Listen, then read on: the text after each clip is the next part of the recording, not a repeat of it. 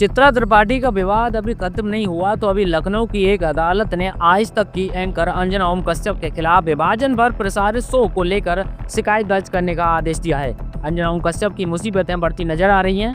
यह आदेश अंजना के show black and white के एक एपिसोड से जुड़ा हुआ है जो 14 अगस्त को प्रसारित हुआ था। कार्यक्रम का जो शीर्षक था भारत विभाजन का मकसद पूरा क्यों नहीं हुआ।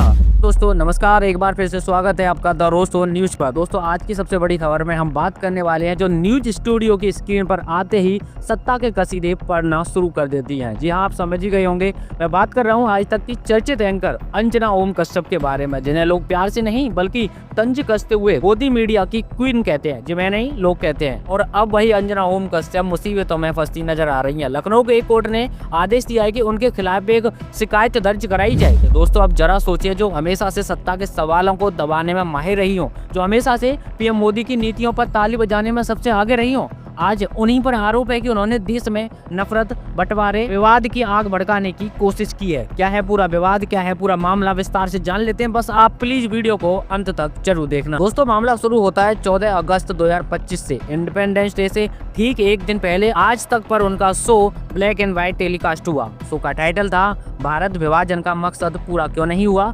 सुनकर ही आपको लगेगा कि मानो कोई पुराना जख्म कुरेदने की कोशिश हो रही हो। शो में अंजना ने कहा है कि 4 करोड़ मुसलमानों में से सिर्फ 96 लाख पाकिस्तान गए, 83 लाख हिंदू भारत आए और बाकी बचे यहीं रहे। अब आप ही बताइए, ये आंकड़े सिर्फ आंकड़े थे या फिर वो सिर्फ चैनल की टीआरपी बढ़ाने के लिए प्रयास किया गया। पूर्व आईपीएस अधिकारी और आजाद अधिकार सेना के नेता अमिताभ ठाकुर का आरोप है कि यह कार्यक्रम जहर घोलने वाला और डिस्ट्रक्टिव था और सबसे बड़ी बात, इसमें भारत की राष्ट्रीय एकता को तोड़ने का जहर छुपा हुआ था। उन्होंने साफ कहा है कि अंजना ओम कश्यप ने यह शो करके समाज में जहर घोलने की कोशिश की। एफआईआर कराने के लिए जब वह गोमती नगर थाने पहुंचे थे तो पुलिस ने सीधा मना कर दिया था, लेकिन उन्होंने हार नहीं मानी।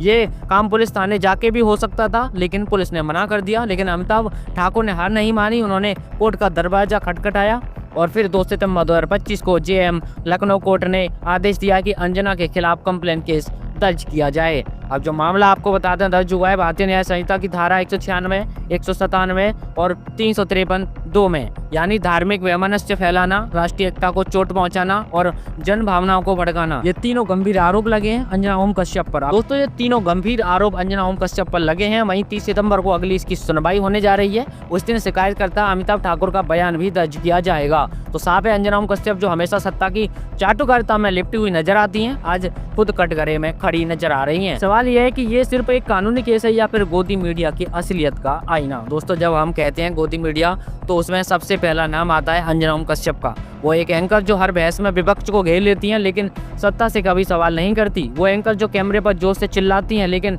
असल में उनकी आवाज सत्ता की गोदी में दब जाती है।